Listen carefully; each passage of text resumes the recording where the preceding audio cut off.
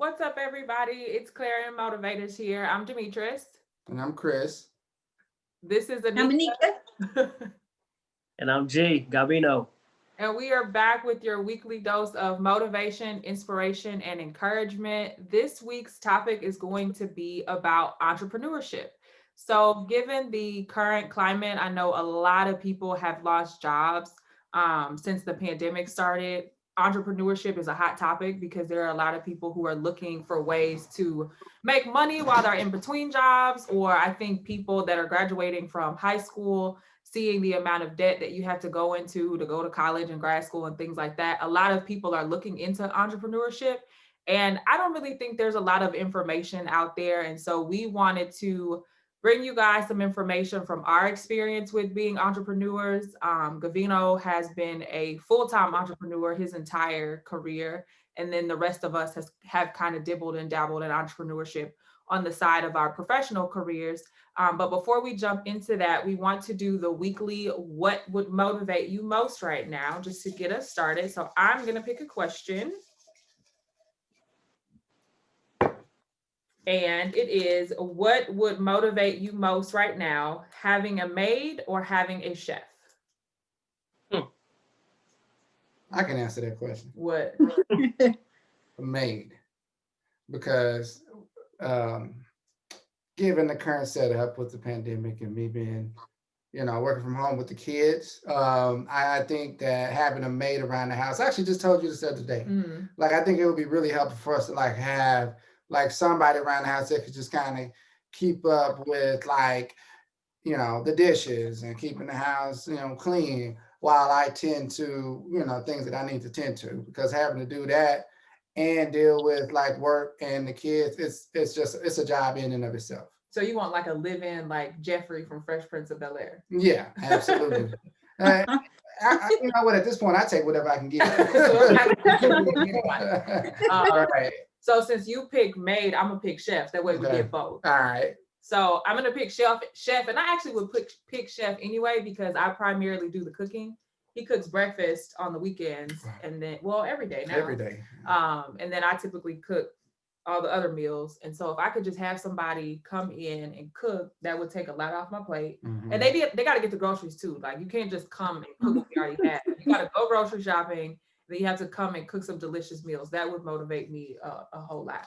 And if we had a bonus, they could mow the yard. Oh my gosh, that wasn't even on there. That wasn't even on there. You're supposed to do everything. Exactly. That's funny. What about y'all, maid or chef? I would choose a chef. And while the chef is cooking, I can go clean up. But my meal is already prepared. And they have to come and do breakfast, lunch, and dinner because we're home. And so Gavino was making breakfast while I was leaving the house to work. And then, of course, I come home and make dinner. And then sometimes I think they didn't even eat lunch. But now that I'm home. The kids fed themselves. Oh, okay. The kids fed themselves. But now I'm at home, I got to think about breakfast, lunch, and dinner. And I don't like to really eat out. So I'm like, okay, I'm planning for breakfast, lunch, and dinner. So I need a chef. I need them to do breakfast, lunch, and dinner. Matter of fact, if they want to just live here too, they can live here too. Y'all both want Jeffrey. Somebody call Jeffrey. Yeah. I would take a maid. I would take a maid because, Anika, she's always cleaning up behind us, and I'm always having to hear it because half of my closet is in my closet. The other half is next to my bed. And, we have to pay our kids, and we pay our kids to clean up. And check this out. They only clean up when they want the money. So if they don't want to go and buy nothing, they ain't cleaning up nothing. You know what I'm saying? So I'll pick the maid because cleaning up it's if you really do a nice clean job, it takes a lot out of you. So, and it takes a lot of your time. I think though, you're on something with just having somebody come and just do everything. Like, but I feel like both couples got each one. You pick maid, he picked chef. Yeah. Or you pick chef, he picked maid. So everything's taken. So for all those bud entrepreneurs out there, that's a business idea. If somebody who can cook real good, Right. you can get them meals together, set them up for them, and bounce on out of there. But Come up and clean up real quick. I don't know if y'all keep up with people who are big on Instagram and YouTube and stuff. It's been people making millions from cooking, like cooking videos and stuff. These people are not classically trained bet. chefs.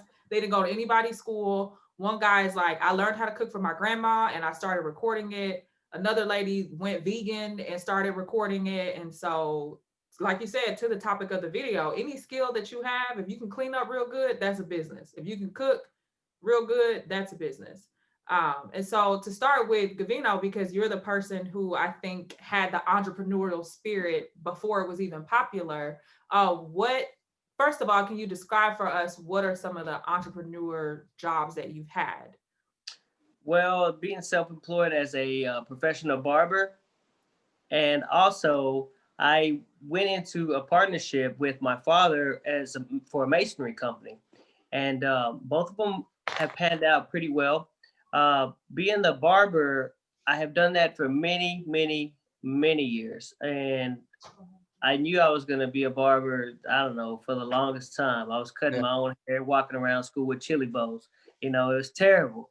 So my mom would cut my hair, and then I would go back through and recut my hair. That's how I eventually learned how to cut hair. So I knew I wanted to do that since a long time. You know, for a long time. Yeah. So the other one is being a mason. In the midst of being a barber, I also took on masonry, and I got real good at the trade, real good at the skill. And years passed, and I kept my barber's license current, and I was working as a brick mason as well. I became a foreman to prominent companies here in North Texas, and then my father and I had the idea to go out on our own, and we did. So when did you know then that you wanted to be an entrepreneur? I don't know if you answered that already because I had to step out, but when did Yeah, you it's kind of okay. realize? When I was probably in high school. When I was in high school is when it all really kicked in for me. When I was in high school, I wasn't a bad student, okay, but I kind of like to make my own rules and follow my own road. Of course, I kept it short and narrow because you know you want to stay in line, don't want to get in trouble by your parents, whatever. But it was kind of like that mentality, like I want to do things on my own, you know. And so about in high school is when it took in for me. What was it? Was it just like, I don't want to work for somebody else? I want the freedom of being able to make my own schedule. What were the things that attracted you to It, entrepreneurship? it was both of those. Okay, it was both of those. Like again, it wasn't really an issue with authority or nothing like that. But I wanted to make my own path. I didn't want nobody breathing down my back. I wanted to make my own schedule. When I wanted to go to work, when I didn't want to go to work, and I didn't want to have to answer to why I was not at work. You know what I mean? Yeah. So it was a little bit of both of those things that you named. I don't think I've ever asked you this before, but did you get any pushback from like your family or anything when you decided that you weren't going to go to college per se? That like, were people trying to push education in a traditional 9 to 5 on you, or was everybody okay when you said, I want to be an entrepreneur? So that's a good question. And the answer to your question is honestly no. I think that my parents were just excited that I found a road and a path that could ultimately lead to being profitable in my life and being successful in my life. So they knew school was not for me because I was very vocal about it, you know, and I just wanted to graduate high school, just get out of school. And as soon as I did graduate, my dad did tell me, I'm going to paraphrase because I don't want to use those exact words for Clair Em, but you know, he wanted to know what my plan was. And I told him my plan is to go to barber college. I want to go to barber college. I want to be a professional barber. I want to do this. Eventually I want to own my own barbershop. And that is still to this day my goal. And it will happen. You know, it will happen. You speak it to existence, you speak it to the atmosphere, things come to light. But he told me, he said, what's your plan, son? I said, I'm going to go to barber college. He said, okay, listen to me. If you mess this up, basically you're on your own. I said, okay, that's cool, because they paid for it. It was a private pay thing. We could have approved for a grant, but we didn't because my parents were making too much at the time. So it was a private pay thing. So that's why he said, if you mess this up, you're on your own because I'm not paying for anything else. So I was like, cool, no problem. I knew I wasn't gonna mess it up because it's what I wanted to do, you know? So it seems like your parents were like, as long as you have a plan, then they're Right, fine with it. Because you hear right, sometimes of people that express that they want to be entrepreneurs, and then their families will push the no, you need to be a lawyer, you need to be a doctor, you need to go to All the college, time. and that All the person time. ends up lost and confused. I mean, maybe they make it as it turns out great, but for some people that's not their story, and they end up trying to force themselves into traditional careers when maybe they want to be like an artist, or maybe they're more creative. So I've always seen you as somebody who took kind of natural God-given ability, got the training and the licenses that you needed to be able to do those things, but really took the skills that you had, just being good with your hands, and kind of flipped those as a way to make money for yourself. And Right. I think that's pretty awesome. What about for you? Because we haven't done like the entrepreneurship in the same sense where it was our primary source of income, but we've both owned businesses outside of our jobs as attorneys. Yeah, so it's actually like really interesting hearing like Gavino's perspective on why you know want to go into entrepreneurship, because in high school, like talking about that time period, kind of going into college, like my mindset was the complete opposite. It's like, I was kind of taught, or kind of always had the mindset that I was going to go get a job, go work for someone, and retire. And in order to do that, to get a job, I had to go to school, get a degree, which I did. Ended up becoming a lawyer. And it was when I started working, as a lawyer, that I actually started to like kind of see for myself that I think entrepreneurship is something that I actually want to look into. And what really did it for me is, you know, I worked with businesses like in my practice.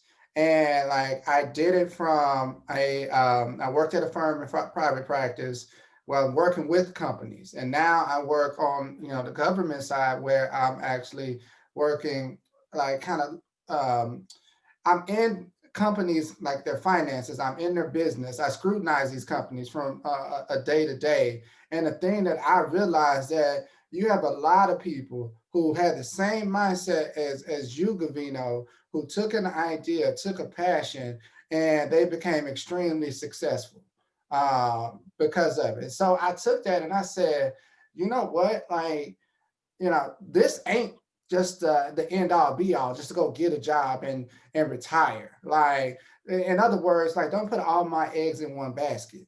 And Right. so it was from that standpoint that I decided, you know what, I'm gonna start venturing out and doing some stuff on the side from an entrepreneurial standpoint. And then that's where I started like starting like business consulting. I did I had a business like that on the side where I'm actually helping startups, helping people with getting their companies off the ground.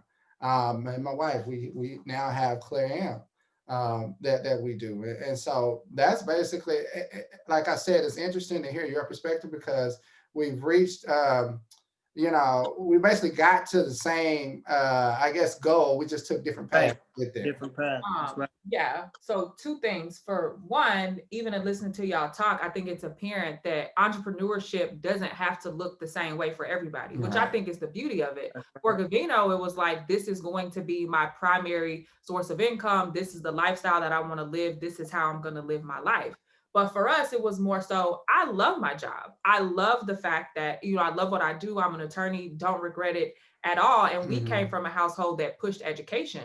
I remember telling my mom, like, hey, I want to do hair. And my mom was like, no, you're going to get an education and you're going to, her words were, I raised you to be a boss. And so you're going to go and you're going to get an education and you're going to have to figure something else out, because she did hair. She didn't want me to go down the same path. But as I worked as an attorney, I realized, I felt like I was kind of boxed in, where it was like I was just doing this one thing, but I have many different gifts and many different things that I can do to earn money on the Hmm. side. Not that, I need it. It just is you being able to express yourself. For example, I can braid hair. I don't need a license for that. And it's something that I enjoy doing. And so I've charged people to braid their hair, braid their kids' hair. The Hmm. life coaching thing came about as well, where it was like, okay, I have all these skills, I have all this training. How now can I use this not just to make money, but for us to, be a resource and do everything that we've done with Clair Em. And so I think that, you know, for everybody, it won't be just jumping out, you know, and starting their own business or primarily working for themselves. For some people, it will look like duality. It'll look like, okay, you have a 9 to 5 and maybe you do something else on the side. But like Chris said, I think the important thing was, I think the pandemic showing people that you can't have all your eggs on one basket because you never know what's going to happen. Nikki, I have a question for you. What was it like being married to somebody that when you met him, he kind of let you know up front, like, look, I'm not doing, and you were in school, like, I'm not doing that traditional school thing. I actually, you know, want to be an entrepreneur. She says it's been wonderful. Okay, next question. So one thing with me and my mindset, for all those out there, Michi and I came from entrepreneurship in our blood. So our grandparents owned their own barbershop and owned the auto parts store. And so that's all I've ever known them to do. So when meeting Gavino and hearing that, it's not so strange because that's what I was raised. We were kind of the anomaly because our grandparents owned the shop and it was a family owned shop. And that's where all the kids and our uncles, and that's where they went to work. We went on to do something different. Right. So when I met him, you know, so then meeting him and knowing that that is his plan wasn't too strange because, like I said, that's where we were brought up in. And so I don't know, had I had a different background, what I would have done. But, you know, he was doing what we grew up knowing anyway. Yeah. And I kind of keep hearing that recurring thing coming back up. And even my mindset for my own kids, probably the same with y'all. Have a plan. Like, yeah, nobody's saying that you have to do one thing or the other. I actually cringe when I see people that tell their kids, you're going to do this or you're going to do that. It's like, you know, you can't really box people in like that. But everybody, regardless of whether you want to go do the, I'm going to work one job, save up, you know, until I retire, or I'm going to go work for myself. Regardless, you about to go check it? Yeah. Sorry, yeah. I like banging on the door. The But yeah, other so it's like thing- regardless of that, just have a plan and know exactly Yeah. what it is, because it's not, I will say this, and you probably can take this and run with it because I only know a little bit, but I don't think entrepreneurship is for the faint of heart. Like, everything is a hustle, and it's not like, you know, you have that guaranteed check coming in every 2 weeks. It's like, no, you eat what you kill. And if you're not out working, then you're not making any money. And then too, Nikki, from our experience, thinking about later in life, when you're 60, 70, 80, no longer able to use your hands, what is it that you know, what are you going to do? And so I don't think that it's something that people should jump into just willy-nilly, but you can expound. Yeah, definitely. It's definitely not all peaches and cream. I mean, for instance, you know, with the company that my father and I owned, the North Texas, there was instances where we didn't get paid. You know, we didn't pay ourselves. We paid the employees, but we didn't come home with a check for the week. And that was definitely difficult. It was definitely tough. And it shines the light on what you're talking about, that it's not all peaches and creams. You're going to have very difficult times that you may look in the mirror and like, what have you done? Like, Right. Why did you do this? Like, there was other options. Why did you pick this way? Right. You know, but you just have to have that strong faith and grit down on your teeth and go to bed and wake up in the morning and do better, you know, and have faith and know that there is light at the end of the tunnel. Right. And you know, one thing I'll jump in and say, just to the point, because not only with North Texas Masonry, Gavino as a self-employed, as a barber, being the spouse to that, you know, your bills are going to come in regardless of how many heads you cut. And so one thing for those out there whose income is fluctuating, because this week at the shop was busy, this week at the shop was not, we always plan for his worst, not his best. So then we would always set the budget to, okay, on your worst week, what you're going to come home with, that's what we would set it to. Right. So that whatever it is that you got over, cool, but that we were not, you know, pricing ourselves out or spending over what we could. We always, so that's one tip I would give, you know, not necessarily me being an entrepreneur, but me being married to one and doing the finances. is you plan for your worst day, not for your best, because it's not always your best. Yeah, and I think like Gavino said, just knowing that it's not easy, I think it's glamorized a lot, especially on this day, in this day and age when you have so many people. I think they're having to teach younger kids like YouTube and Instagram, like that is a career path for people that, these kids are watching this and they're looking at it and they're like, oh, so and so has millions of views, they're getting paid from advertising, and they just see the glitz and the glam that come with being an entrepreneur, but not really understanding, like I said, when you got a plan for those later years, when you're not able to do whatever on YouTube anymore, or like you said, those months in between where, like for example, I've talked to people who own law firms, like as solo practitioners, or maybe they own a practice, and they'll say that they have to account for market swings or times where in the year where typically around holiday time, people are not. First of all, getting a lawyer is a privilege. So that's not always, something that's going to be in high demand. If people are losing jobs, the last thing they worried about is trying to go file a lawsuit. People are trying to buy food. Right. And then when you have to look ahead to say, okay, I know in terms of my business that from October to April, when people get their tax returns, like I'm going to have to budget, save my money that I earned at the front of the year to make it through the rest of the year. Like there's a lot more, I guess, discipline that you have to have, or like you as a 18-year-old man getting money in cash, just here you go, all your money in cash. And you have to deal with, okay, I have to report my income. I have to do my own taxes. Like there's an underside to entrepreneurship that's not glamorous that I definitely wanted to make sure that we highlight. And Absolutely. so before we get to the cons though, what are some of the pros that you would say that you've experienced, both of y'all or all of us, from doing entrepreneurship, or Nikki from being the spouse of an entrepreneur?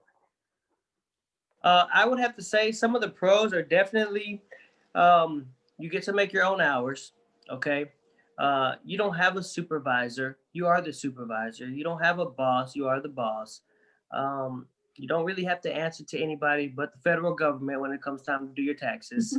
And also with me was with the state, the state inspectors that would come in and inspect the barbershop. And when we have the North Texas, we had OSHA that we had to deal with, but we were on our P's and Q's. Really never had to deal with OSHA then. Yeah, I'm thankful for that. But some more of the pros is that you have a lot of you can potentially have a lot of free time, depending on how you are operating your business. You can have a lot of free time, and more free time means to more family time. Was for me. I was big on family, as you guys are, as my wife is big on family. So the more free time I had, I allocated that to my family. I didn't even allocate it to the business. I just pulled myself away from that, and it's like, it's family time, kind of unwind. Some of the cons. Oh, did you want to talk? Did you want? Oh, I'm sorry. Go did ahead. y'all want to talk about y'all? Well, do you have anything to add for the pros of having a spouse that was an entrepreneur that didn't have a supervisor or anybody to answer to? Yeah, so some of the cool things. So with me, I've always, and it's so funny because Gavino's probably looking at me, looking at my education and thinking, and I'm looking at him, and I've always admired, and he's always had a sense of freedom that I've never had. Right. Because I answer to somebody, I have a time, my schedule is the opposite of what his schedule is.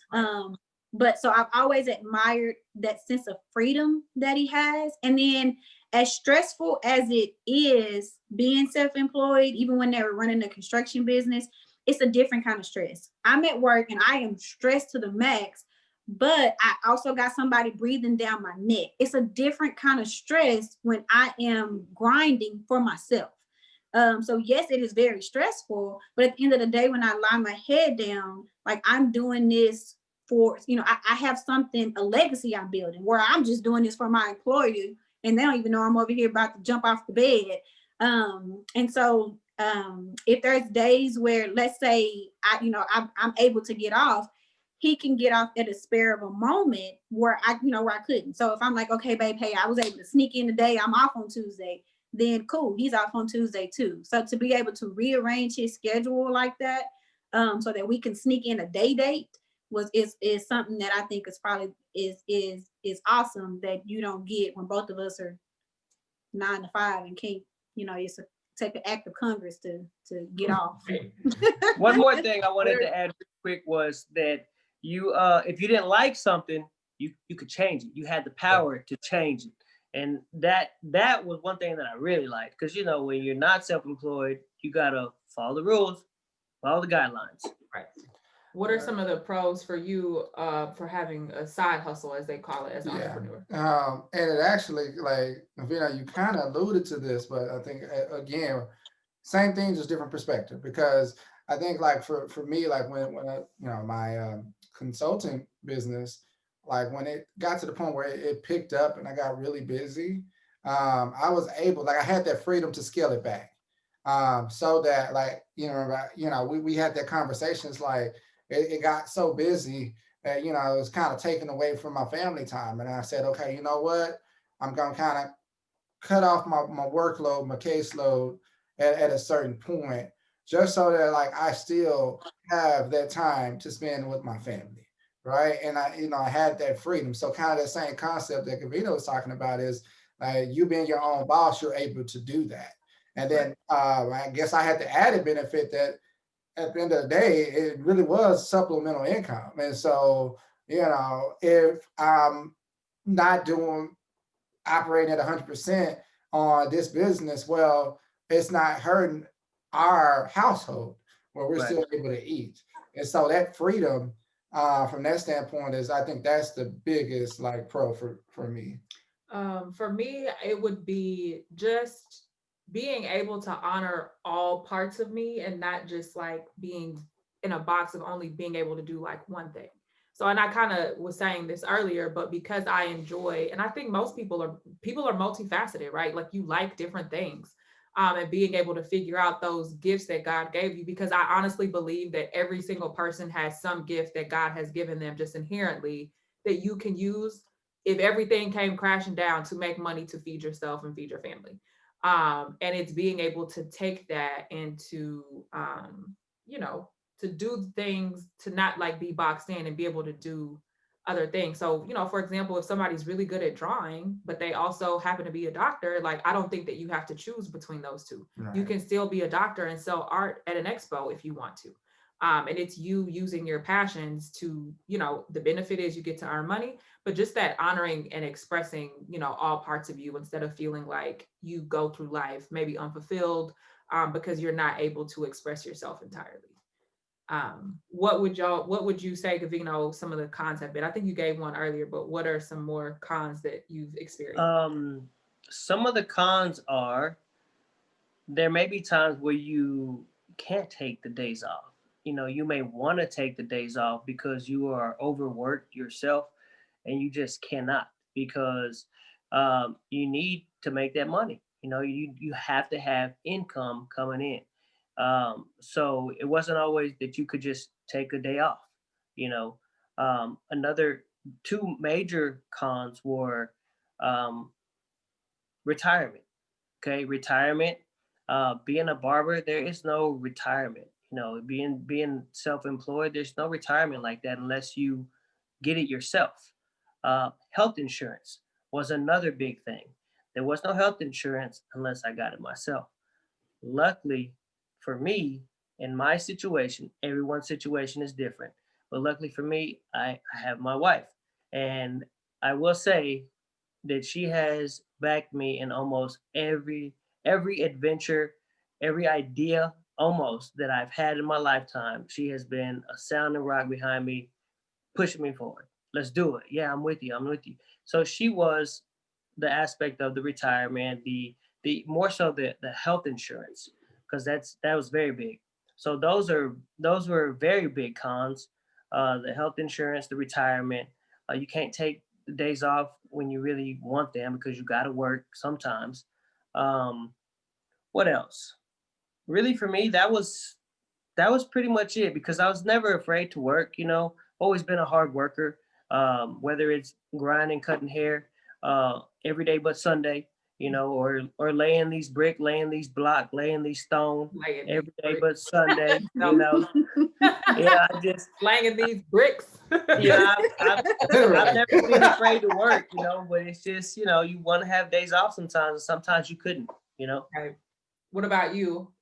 For me, I would definitely say we're gonna cover this. I think next week in another like entrepreneur career series video that we do. But having a main job and then having a side hustle where there are expectations, you want to do well and you have clients and stuff. Um, it's a lot of work. And typically you go to people have 9 to 5s. We're attorneys, so my 9 to 5 isn't even like it stops at 5. Like when I get home, I'm still having to do things if I'm in trial or something like that. Like I do not just work between the hours of 9 and 5. I am always working. And so with that, when you add on another thing to do to maintain a business, it's a lot of work. And so it can get overwhelming when you add on not having a maid or a chef and having to do those things as well, and then also having 2 children.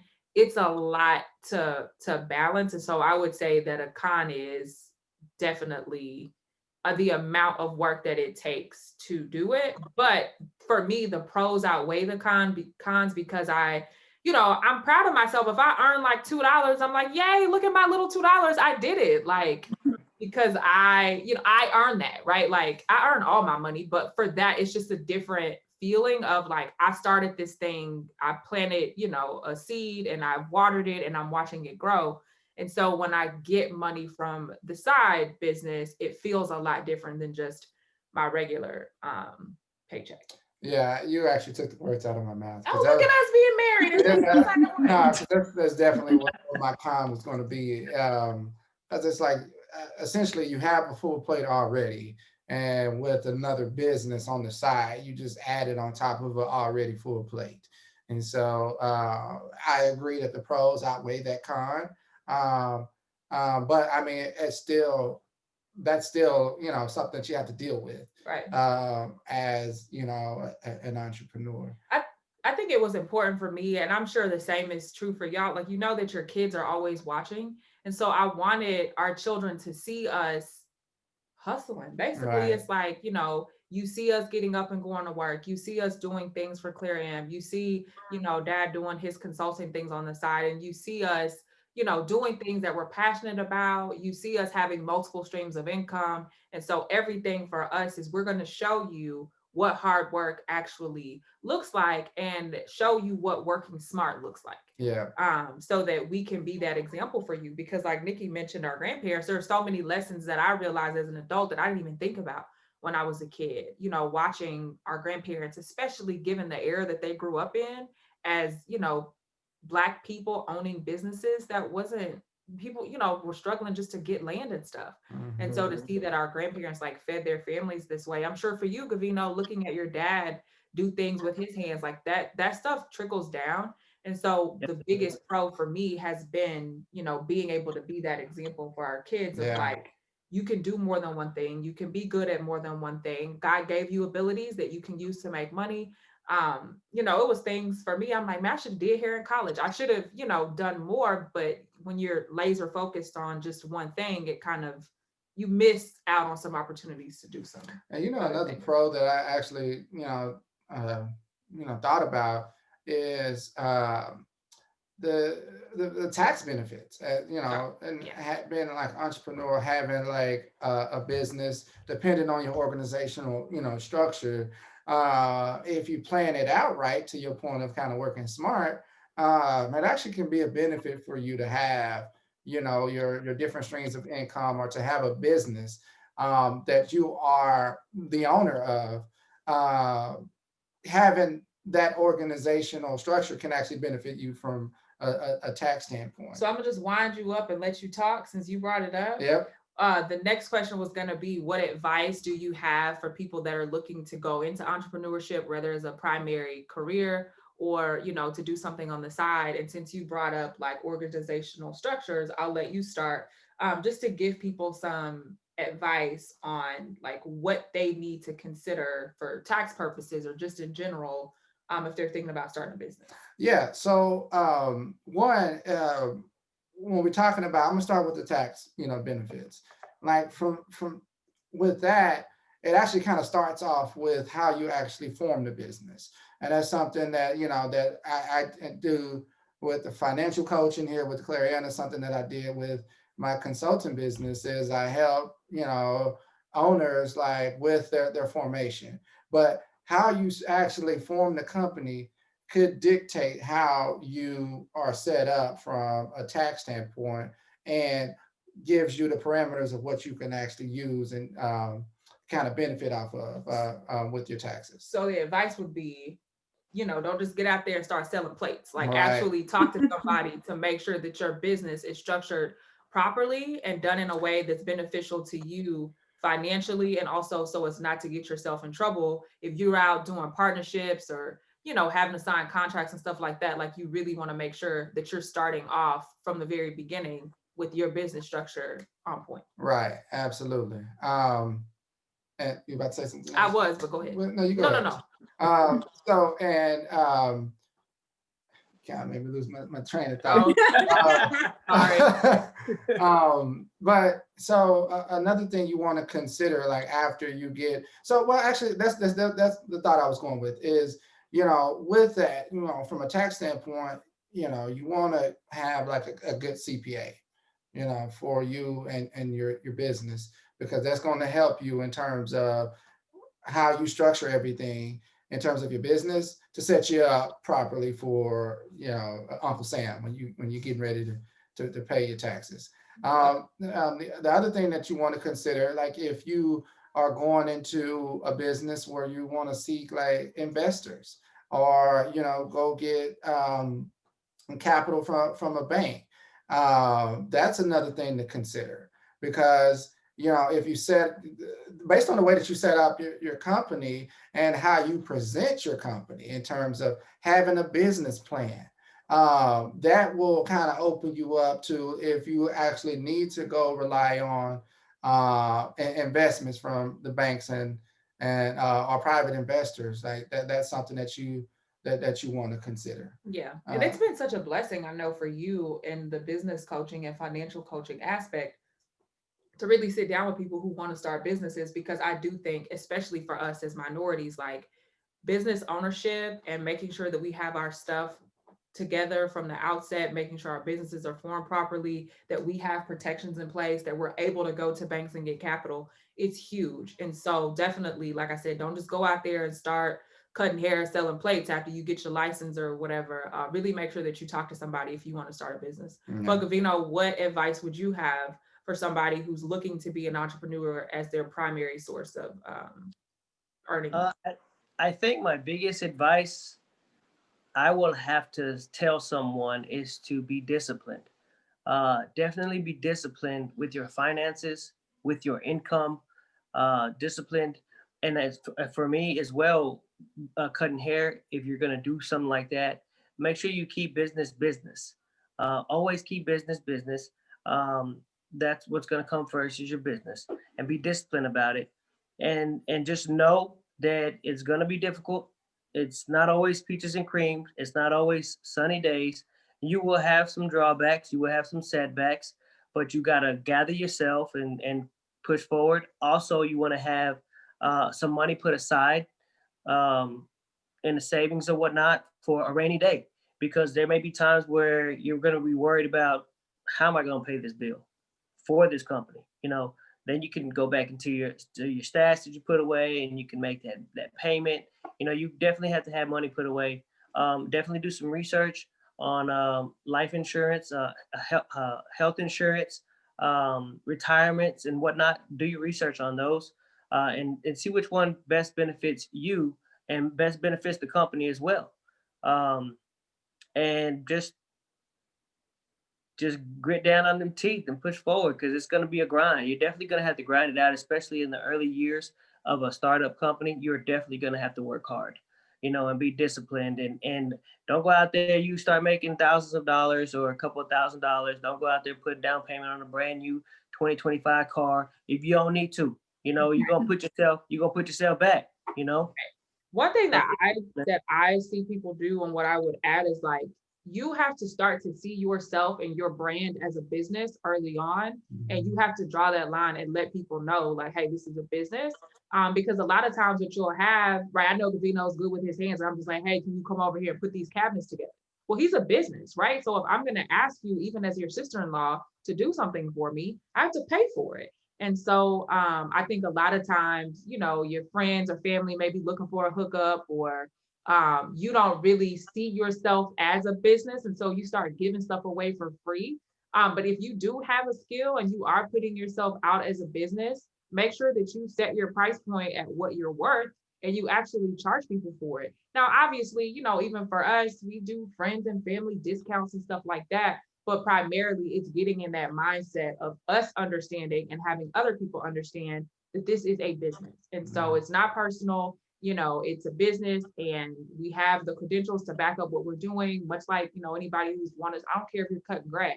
You cut your granny grass, granny needs to understand this is business, granny throw you a couple dollars, right? You may not charge her full price, but it's kind of just getting in that practice of seeing yourself as a business, because it can be hard to do, especially when we're talking about just using your gifts, right? Like people may be like, oh girl, you've always cooked. Well, it's like, well, now I'm charging for my plates. So just like I said, getting in that mindset of really seeing yourself You as a know, business and making sure that you have your business structure set up real quick, I just want to piggyback off of you on that, because that is definitely something that is overlooked in the industry of barbering and salon and nail techs and eye tech and, you know, braiders and whatnot. Is oftentimes the client, they see it as a hustle. It's your hustle, right? But it's, if you treat it as a hustle, it will always be a hustle. right. But if you have the mentality like you're talking about, this is my business, this is a business, so you run it like a business, run it as such, and your clients will have no choice but to respect that. If they really care about you and your business, they will respect it as a business and not a.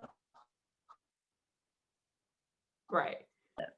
Right. And I, you know, just to use an analogy, it's like these businesses, the $1 million businesses that you see, Nike, Adidas, like all of these started out, you know, as a small business and then grew to what you see. And so it's like you have to have that mindset early on. And people don't go into restaurants negotiating prices, right? You go in and you pay what's on the menu, Yeah, or you don't go for there. real. And so it's the same thing for you with your business. If you start out negotiating your prices or lowering your prices or giving away stuff for free, you're setting the standard and the tone for how people will treat you and your business. And so you have to come Absolutely. in, don't overprice, right? Your plate of chicken should not be $50.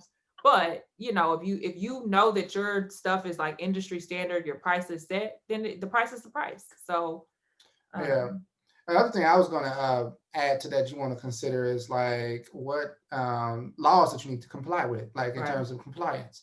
All right. You know, you talked about OSHA when you was running the masonry business. That's a governmental agency that basically governs the work that you do. That's something that people need to consider. right, If you are going to do like a trucking business, then you probably want to make sure that you're compliant with the Department of Transportation's laws, right, or some sort of like tech company. I think that's really hot right now. That you probably want to make sure you're complying with the SEC laws. And so, and on that same, you know, token, you know, if you have employees, there's a certain body of laws that you want to make sure that you're complying with from a personnel standpoint. So just kind of understanding from a compliance standpoint, what laws kind of come into play in terms of the work that you're doing in the business. You want to understand those so that you're able to comply. right. Right. And I think that, like we said earlier, is just making sure that you have access to a team of people that can help you with those things, Yeah. because it's not simple and it's not easy. You want to make sure if it's something that you need a license to do, that you've done your research and that you've talked to people that can help you get all those things in place. Not too long ago, it was earlier, well, last year, Nikki and I were talking about this. I think it was a tweet where this person was essentially saying that you were not an entrepreneur if you were married to somebody who was wealthy, or if you were married to somebody who had like a stable job, or if you had like inherited money. Like essentially a lot of people saying, oh, you're not an entrepreneur if you ain't starting with $0 and hustling. Or you have people who express that they want to be entrepreneurs, like we talked about earlier. And then their family will like talk them out of it or something like that. And so I wanted to know, like, what were your thoughts on people who say stuff like that? Like, you're not really an entrepreneur because you have a job, or for him, like, you're not really an entrepreneur because you're married to a doctor. They're wrong. You're wrong. They're Period. wrong. One thing that, and I think Davina's the one who tells me this, is not, not every action deserves a reaction. And that's something I wouldn't even react to, because if that's your mindset, then that'd be your mindset, because I call that good planning. That's exactly what it is. It's just good planning. So is he any less of an entrepreneur because I have a job? Absolutely not. Like he said, we're in this together. So his lows are my lows, his highs are my highs. And so if I'm here, we have to feed our family. So it makes no sense for me to make him feel like an entrepreneur, not to have a job, but our kids are hungry. That makes no sense at all. And so if I can be a stable force for him so that he can go and be his greatest, I don't care what anybody says. Right. He's an entrepreneur. As if, we don't always have to start from the bottom. For those who do and make their way up there, absolutely. Right. Absolutely. But it takes grit and grind from whoever is going to make whatever work. Right. I think people do get so used to like the struggle mentality of like, unless you ain't got money, you only eating saltine crackers and drinking chicken broth, then you ain't really hustling. And it's like, like you said, it's about being smart. It's about working smart. And if you have goals to be an entrepreneur as your primary goal, you may have to have a regular 9-to-5 for a while until you're, I know so many people. I know a wedding, she decorates for weddings and events now, but she started out with the corporate job and she would do that on the side. And then it took off to the point where she was able to stop doing her 9-to-5 and do that. And so the point of me asking that was just to give people that motivation and encouragement that you don't let other people's thoughts or comments about what it is that you're trying to do dictate, your path, and do what's smart for you. If that means that you work a 9-to-5, and not everybody like us that does entrepreneurship on the side wants to leave their 9-to-5. And so you just kind of have to devise a plan that works for you, be smart about it, have the right people in place to help you accomplish your goals, and just go for it. And I will say, definitely put yourself around like-minded individuals, okay? Yes. Because that energy, the negative energy is a real thing. That positive energy, it is a real thing. And to individuals that like that Twitter, it's just what's the saying say, misery loves company, okay? It would definitely put a stronghold on you and keep you grounded. And if you do not push it out the way, you know what I'm saying? Think positive, keep it moving. And most definitely, definitely an entrepreneur, Right. Yep. Right. Yeah. So that's all I had. Do y'all have anything else? Any tips for people who want to be? Go for it. Like I said, I really wholeheartedly believe that everybody has something that they can do to earn a few dollars here and there. Whether you feel like you need it or don't need it, it is a beautiful thing to recognize those spiritual gifts, take those and use that as a way to make money or just do something that you're passionate about. And in the next couple of videos, we're going to talk more about entrepreneurship and ways that you can use the talents that you have to make money. And for people who don't have traditional aspirations of going to college, I know for a lot of people who see Clair Em stuff, it's like she's a physician, our other member is an engineer, we're both attorneys, and it's like, oh no, that's not for me. But that's why Gavino is such a valued member of the team, because it's like, look, it doesn't have to be, you don't have to be a doctor, you don't have to be a lawyer, you don't have to be an engineer to be successful. Those things work for some people. And there are some people who know, like, that's not my area. For me, I could never be a doctor. I'm not even gonna think about it or try it. Everything isn't for everybody, but you just find your lane and you maximize it and you do what you need to do to make money for yourself. And I'll just close with this. And it's kind of piggybacking off what you just said, but man, I've seen it. I've seen so many like $1 million companies. And you talk to the owner of this company, and you just kind of talk about how they started, and it started off with an idea. Right. A lot of them are not educated. A lot of them really just took an idea and executed it, and now are making millions. So and I'm pretty sure that there's a lot of people out there that has an idea, but they just never actually execute. Right. And so the encouragement is like, just if you have an idea and it's something that you're passionate about and you want to do, Jump out there and just do it, execute, and sky's the limit. Yep. Yeah, and I would just add to what you guys are saying is just plan for it. If you have a 9 to 5 now and you've always wanted to be an entrepreneur, put some money aside, plan for it. You don't have to do it overnight. No one's telling you to be an entrepreneur just from now to tomorrow. Plan for it. It can take time. It can take months. It can take years. Plan for it, put away for it, do your research, and then go after it. Yeah, Yes. absolutely. Yes, absolutely. So we hope that you all learned something from that. For everybody out there that is interested in entrepreneurship, either full-time or as a side hustle, you absolutely can do it. If you need anything, you can reach us at booking@clairemmotivators.com. And if there's nothing else, we will see you guys next week for Motivation Monday. Bye. Later.